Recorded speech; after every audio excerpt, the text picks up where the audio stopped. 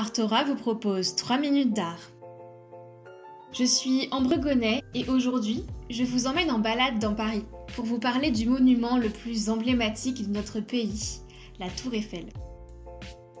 Depuis la première exposition universelle en 1851 et la construction du Crystal Palace à Londres, les expositions universelles sont une course à l'innovation architecturale. À l'occasion de l'exposition de 1889 à Paris, pour célébrer le centenaire de la Révolution française, on décide de faire construire la plus haute tour du monde, d'une hauteur de 300 mètres, pour laquelle on lance un concours. L'ingénieur qui va gagner ce projet s'appelle Gustave Eiffel. Son nom est passé à la postérité, et pourtant ce n'est pas l'ingénieur qui a imaginé la tour. Il est même au départ plutôt réticent devant les croquis réalisés par deux ingénieurs de son équipe, Maurice Coeclin et Émile Nouguier. Il faut attendre la reprise du projet par l'architecte Steven Sauvestre pour que Gustave Eiffel décide de s'investir dans cette entreprise.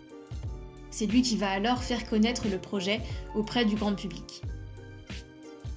Mais si, lors de son inauguration, cette gigantesque tour de métal de 300 mètres de haut reçoit de très nombreux éloges, elle ne fait pas l'unanimité. Au début de sa construction, de nombreux intellectuels et artistes, comme Charles Garnier, architecte du célèbre opéra, ou bien Émile Zola, signent une tribune dans le journal Le Temps pour protester contre l'édification de cette tour qui défigurerait, selon eux, le paysage parisien. Heureusement pour eux, elle est censée être démontée 20 ans après sa construction. C'est le principe de l'architecture des expositions universelles qui est éphémère. Pourtant, plus d'un siècle plus tard, elle se tient toujours devant nos yeux, et cela grâce à la clairvoyance de son constructeur, Gustave Eiffel. Dès le début, il a bataillé pour intégrer sa réalisation de manière permanente dans le paysage parisien. Il en a fait le théâtre de nombreuses expérimentations scientifiques, en y installant par exemple un laboratoire de mesure et d'analyse scientifique dès la fin de la construction. Mais ce qui a réellement sauvé la Tour Eiffel, c'est l'apparition du télégraphe sans fil. Avec sa hauteur, elle est un parfait réceptacle pour les antennes du TSF, d'abord pour une utilisation militaire, puis, à partir de 1921, pour une utilisation civile, avec la création de Radio Tour Eiffel.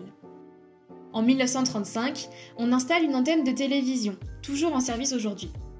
Si vous êtes parisien, les signaux reçus par votre télévision sont très certainement relayés par le monument le plus connu de France. Aujourd'hui, la Tour Eiffel est le monument payant le plus visité au monde, et l'un des sites français les plus prisés par les touristes. Plus qu'un simple lieu patrimonial, elle est devenue un véritable symbole de Paris et de la France à l'international. Nous avons tous en tête des exemples de films étrangers où le héros vit dans un appartement, avec, comme par hasard, une vue magnifique sur la Tour Eiffel pour signifier aux spectateurs que, oui, nous sommes bien à Paris.